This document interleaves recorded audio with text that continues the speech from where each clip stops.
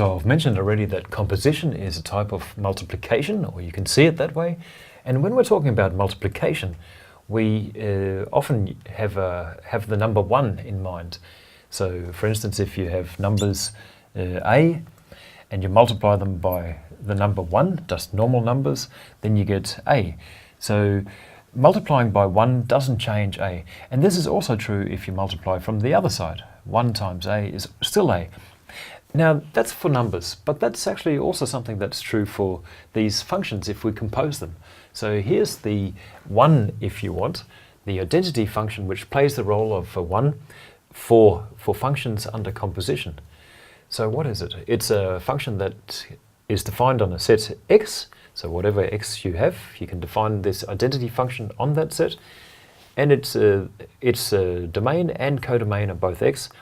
And what it does is very, very simple. It's almost trivial. It just sends each element into itself. So it does nothing to each element. And you could think, why would we even look at such a function? That seems like too boring or too trivial. But in the same way as the 1 here seems a little bit too boring and trivial, you know that 1s are very useful to have. In the same way, these are very useful to have too. Now, the way that this works is as follows. If you have a function f going from x to y, then if you compose f with an identity function, for instance, like f o I x, well, that will exactly give you f. So under this sort of composition, we've multiplied by the identity function and got f out of it as well. I'll just show you why this is actually true. So if we have x here and x there and y here, then when we're looking at the composition function, so let's have a look at that. We're saying for each element in x, we're sending it over here with the identity function, and then we're sending it onwards to y using f. So if we compose those two functions like this, then that's exactly the function that we have here, f of y to x. So we see that you take this element x, which is the same as this element x. So instead of going from there to there or from there to there, it's the same thing as you see. So f of I x, if you evaluate that in x, that's equal to f of I x of x. And I really should keep track of what are sets and x's here. If I do like this, maybe we can see it a bit clearer. This is now a fancy way of saying capital X, so that's a set, whereas those little x's are just numbers or variables or whatever in the set, elements of the set. And I'll just do it here too, just to avoid any confusion. So if we then evaluate this composition function in a particular element x, then that's f of I of x, which is equal to, well, the identity function on any x is just x itself, so this is f of x. So you see here that this function here, the composition function, is exactly just equal to f if we look at it more symbolically instead of looking at the picture as well. So what about the other way? Well, the other way has the same sort of property. If we say, okay, now we've got the identity function on x, let's also look at the identity function on y. That goes from y to y and has the property that iy of any little y element in y is just y again. So if we compose f I y with f, then you see, okay, that's equal to, when you evaluate it in some y, to I of y of f of y. And that will then give you, well, what does it give you? We're evaluating this identity function in something. That something is f of y. and it just spits out the same something, so that's f of y. So you see again here, here's this function here, iy composed with f, that's equal to f. So we have that the identity function times f, so to speak, composed with f is equal to f, and we also have that the function composed with the identity function is equal to f. So in both sides you have that we can write it up. F is composed with I of x on the right, and that's the same as I of y composed with f on the left, and each of these are equal to f. One little detail that might be confusing at first is that we have two different identity functions here, whereas the for numbers we only have one. Well, if you think of matrix multiplication, sometimes if you have a rectangular matrix which is not square, then you need to choose two different identity matrices, and these really are, you can think of them as identity matrices if we are thinking of these functions and composition in terms of matrices and matrix multiplication. So there's the explanation just given in matrix terms. Of course, all of this doesn't have to have anything to do with matrices necessarily. Now that we have an identity function, then we can define a sort of divisibility using functions. So the way that I mean it here is that if you, for instance, have numbers a, x, and they happen to equal 1 when you multiply them together, then x is the inverse of a, as long as these are not zeros. And then you can divide by a by multiplying by the inverse. So you can say like b, instead of saying b divided by a, you could also say b times the inverse of a. So if you can find an inverse to a number a, then you can talk about divisibility. You can divide by this number. So the way that we define divisibility here is by saying, well, a times x is equal to 1. In the same way for functions under composition. So we have a 1 here, so to speak. We have the identity functions that play the same role as 1s. So we could say that f has an inverse, and call it f to the power of minus 1, just like here, as an inverse if this function g, which might be the inverse, goes from the set there, which was the codomain for f, and then goes to x, which is the domain from f, but now it's going from y to x, so this is now the domain and the codomain. And also we have that these properties are true. So we have g of f is equal to the identity function, and also f of g is equal to the identity function, and that's exactly what sort of thing we have here. If we have x times a, and that gives 1, and also a times x gives 1, then x is indeed the inverse of the number that we've got here, and that's the way that we think about it too here. If we compose our g and our f in that way and get the identity, and also do it from the other side and get the identity, then g is an inverse. And then we say that f is invertible. It has an inverse. So f is invertible if it does have an inverse. So now let's look at a function f that goes from the real numbers to the real numbers and is just this simple function 2x minus 5. We'd like to know whether it has an inverse. Now, you could do many things here, and we will see a result that makes it easier for us to determine these things, but you could also just try your luck and see what happens. So, what we want to do, just to give an overview of what we have here, we've got a function f going from r to r, but more generally from x to y.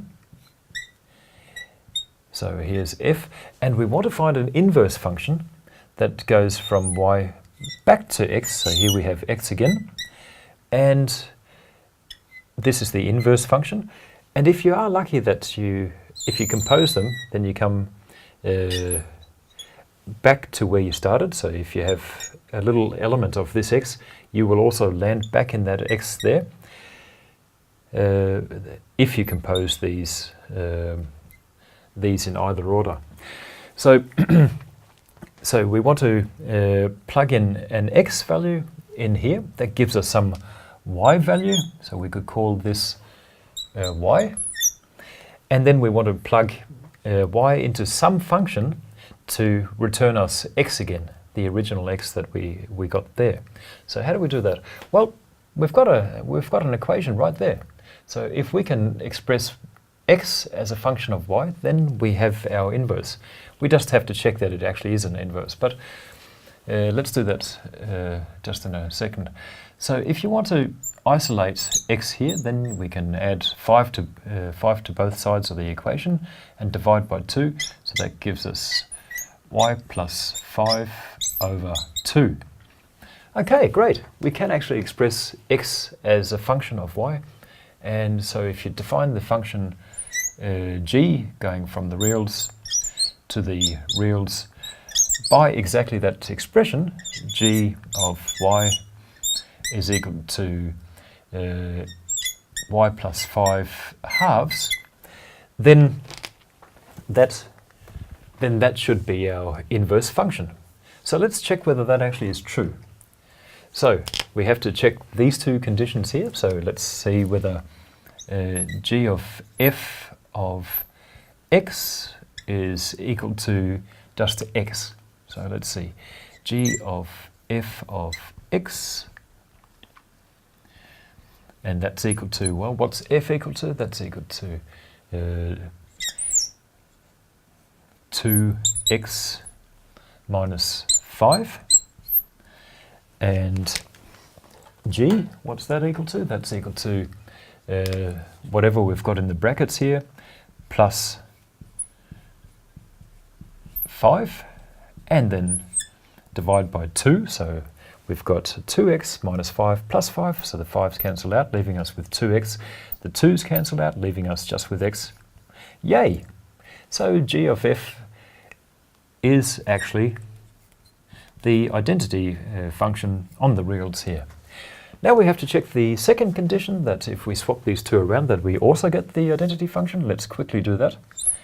So f of g of some element y, some real number there, that's equal to f of g of f of g of y. These pens are getting a little hard to see. F of g, now what's g? That was equal to y plus 5 over 2. And f then was 2x. So we put this expression in x's position up there. 2x minus 5. And you can see then 2 divided by 2 cancel out.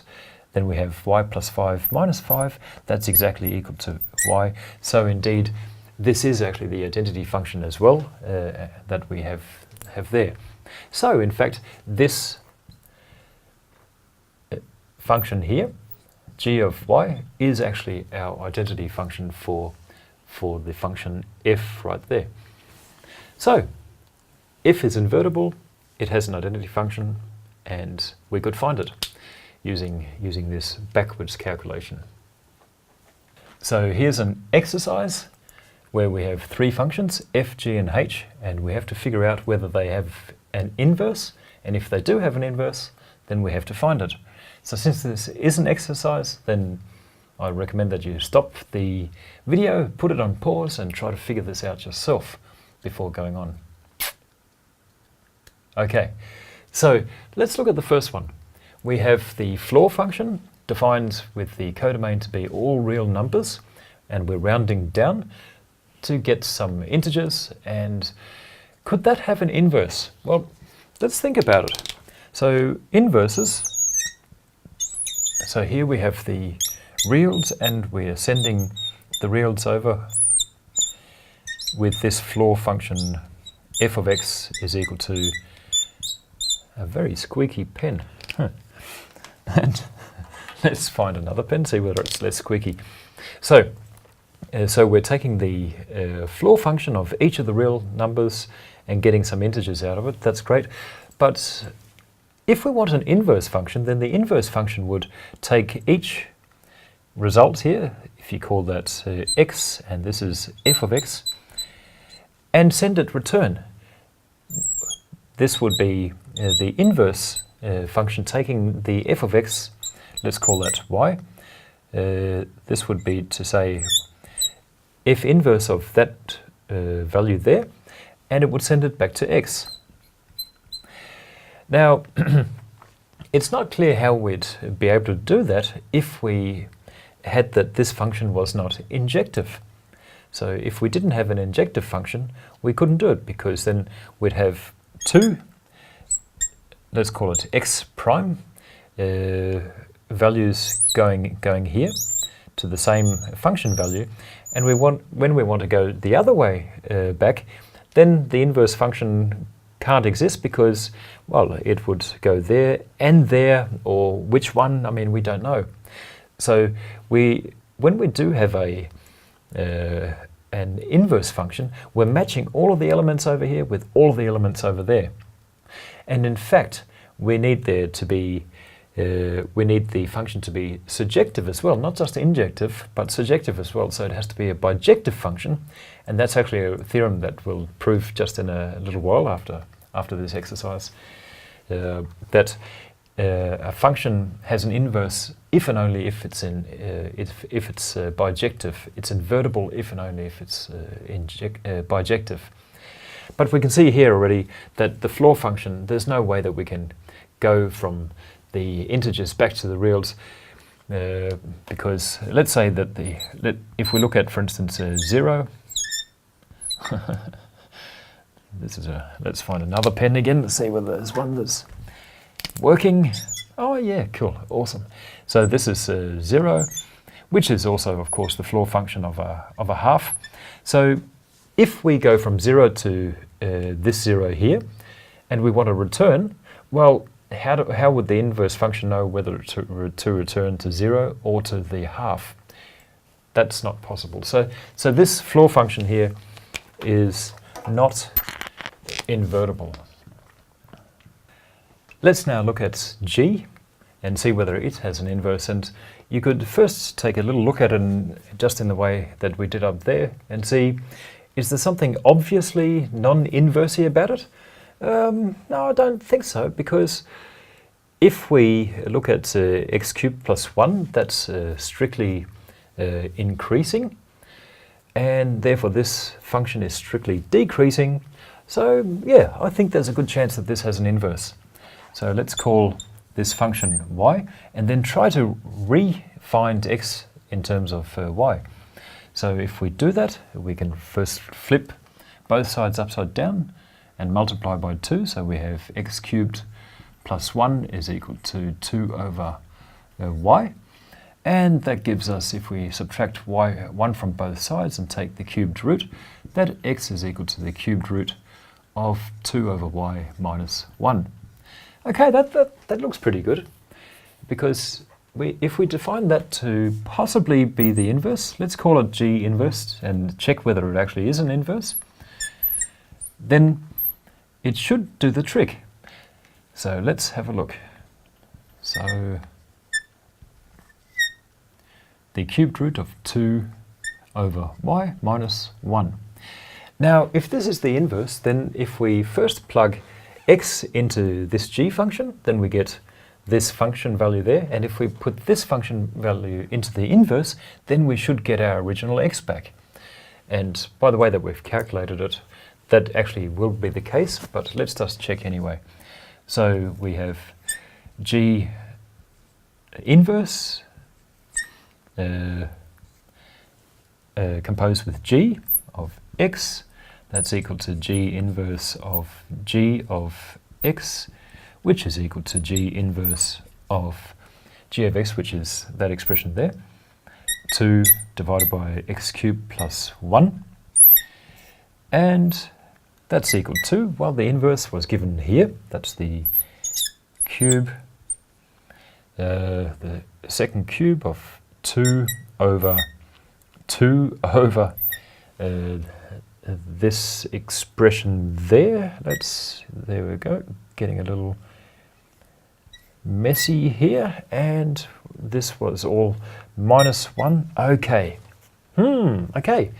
That, if you look at it, we're dividing by 2 divided by x cubed plus 1, so that the 2's cancel, and this is x cubed plus 1 with the subtracted 1, getting rid of the 1, so they cancel, leaving us with the cubed root of x cubed, which is exactly just equal to x. So that in fact is, this composition here is in fact the identity, and yay, cool. Now if you go the other way, that might be of interest. Let's see whether that actually works as well. And if it does, then we have found the inverse and we are done. So now let's look at G composed with G inverse. So G composed with G inverse of Y. Okay, that's G of G inverse of Y. So G of G inverse of Y,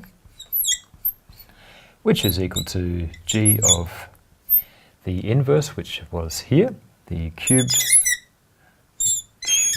root of 2 over Y minus 1. And let's see, I'm running out of non-squeaky, bit better. Yep, and G, that was that expression there, so that's 2 over all of this cubed. So we have the cubed root of 2 over Y minus 1, all of this cubed, so the cubed root and the cubing take care of each other, and that disappears. So let's see what happens. So we have that the cubed root disappears with the cubed power, then we have 2, we have the minus 1 disappearing with the plus 1, then we have 2 divided by 2 divided by Y, which is just Y. Yay! We have found that also this composition, G composed with its inverse, is also the identity. So either way, we find when we compose the two functions there that we get the identity. So this, in fact, is the inverse of G.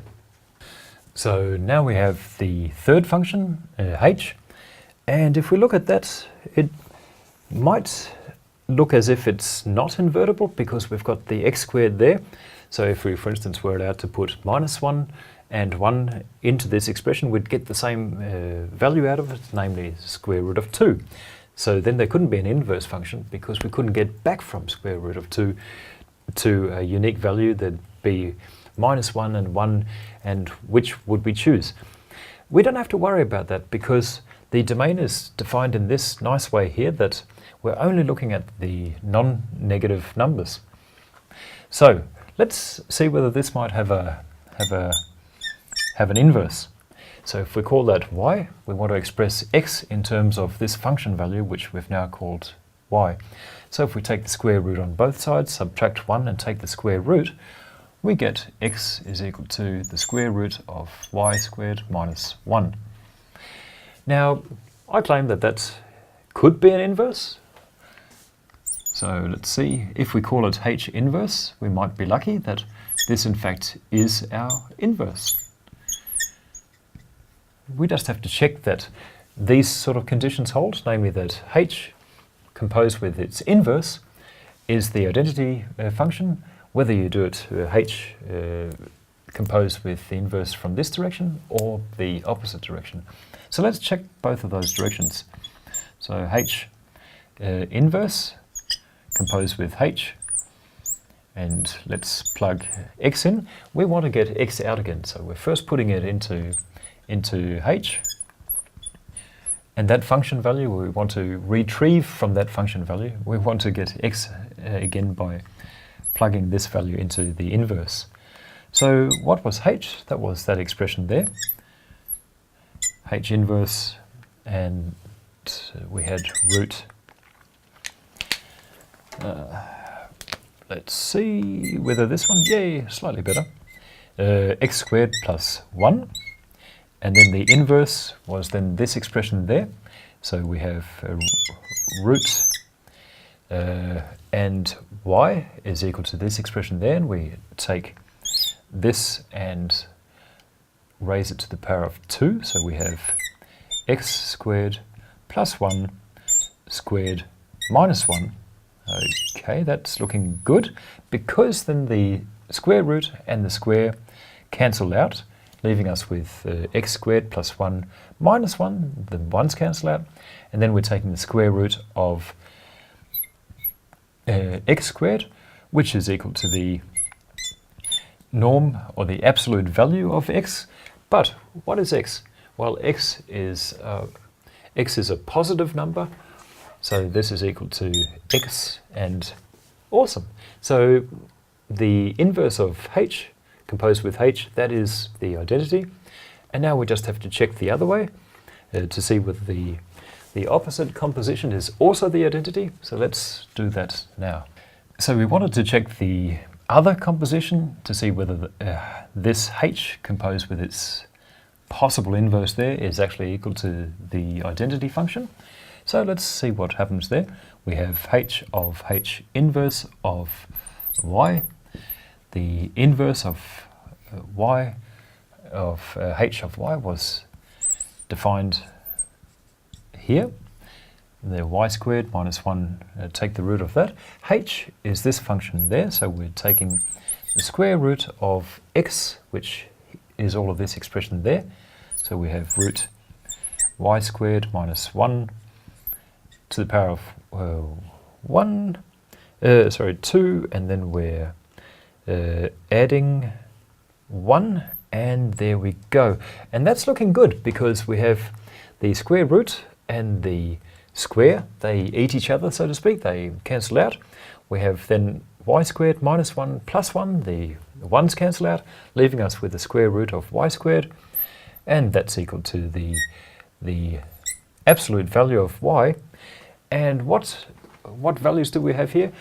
Well, they are positive, those y values, so the absolute value here is equal to y, and in fact this gives us our second identity. So this is in fact our inverse, and h is invertible, so it's invertible. So